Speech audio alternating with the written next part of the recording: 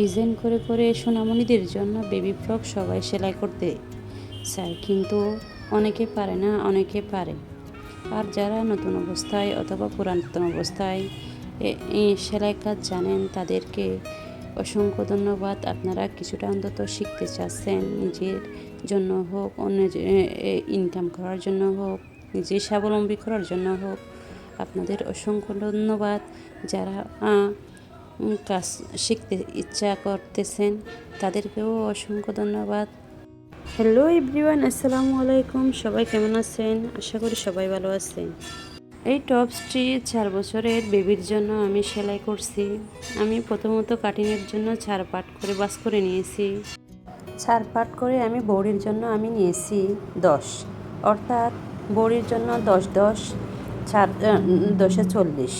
এই টপসটি লম্বা নিয়েছি 2 পার্ট করে 22, আর ঘের নিয়েছি 4 পার্ট করে 16। একদম সহজ কাটিংটি।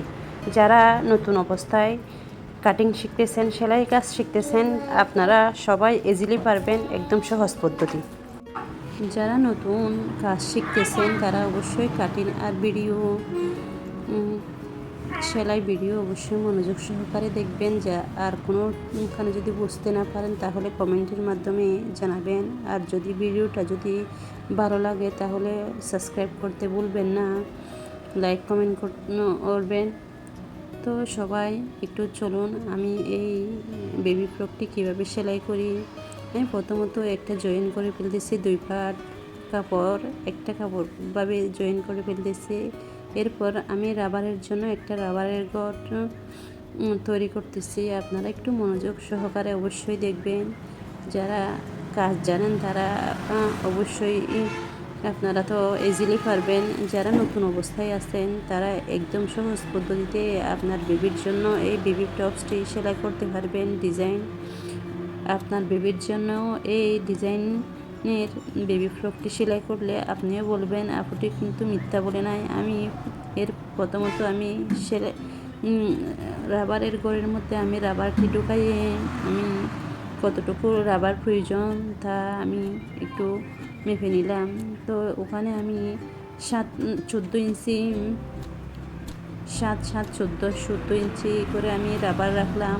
এরপর রাবারের গড় যতটুকু রাবার লাগবে এর পাশাপাশি আমি আরেকটি সেলাই দিলাম। তো অনেক সুন্দর ডিজাইন হয়ে যাবে। আপনারা অবশ্যই মনোযোগ সহকারে দেখবেন। যারা নতুন আছেন তারাও একটু মনোযোগ সহকারে দেখলে আপনারাও পারবেন। আমি তো আপনাদের সেলাই দেখাচ্ছি, যদি কোনোখানে যদি বুঝতে না পারেন তাহলে কমেন্টের মাধ্যমে জানাবেন অবশ্যই। এই বেবি টপসটির কোনোখানে যদি বুঝতে না পারেন তাহলে অবশ্যই কমেন্টের মাধ্যমে জানা। আসুন আমরা সবাই মিলে এই উদ্যোক্তার জন্য কিছু একটা করি। আমিও ছোট্ট একজন উদ্যোক্তা।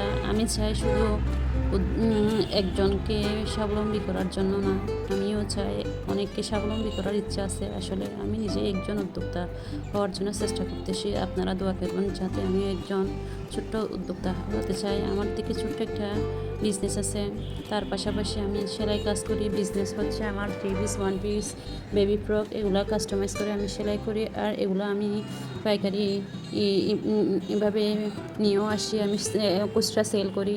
আমার ফেসবুক, ইউটিউব চ্যানেল সবখানে আমি এগুলা সেল করার চেষ্টা করতেছি। তো সবাই যারা নতুন আছেন আর পুরাতন আছেন অবশ্যই আমার চ্যানেলটি ভালো লাগলে সাবস্ক্রাইব করতে ভুলবেন না।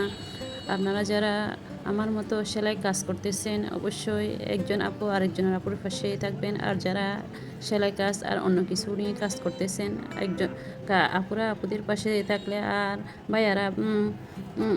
ভাইয়ারাও যদি পাশে থাকে তাহলে অবশ্যই আমরা এগিয়ে যেতে পারবো। আমি চাই এই আমার এলাকার আর মধ্যে আমার অনেক অসহায় আমার মা আর বোন আছে, তাদেরকে নিয়ে কিছু একটা করার উদ্যোগ নেওয়ার।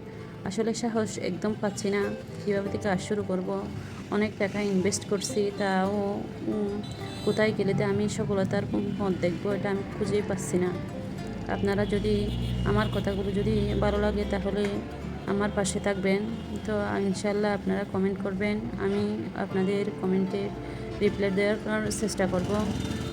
এই বেবি ফ্রকটি যখন আমার বেবি পরতে অনেক সুন্দর লাগছে, অনেক অনেক সুন্দর লাগছে। আসলে এই বেবি ডিজাইনটা অনেক সুন্দর হয়েছে। একদম একটা নতুন ডিজাইনের এই বেবি টপসটি। তো আপনারা কীরকম হচ্ছে একটু বলবেন, সবাই একটু লাইক কমেন্ট করে দেবেন। আমার কথাগুলো যদি ভুল ত্রুটি হয় ক্ষমার দৃষ্টি দেখবেন, কারণ নতুন অবস্থায় ইউটিউবে আসা।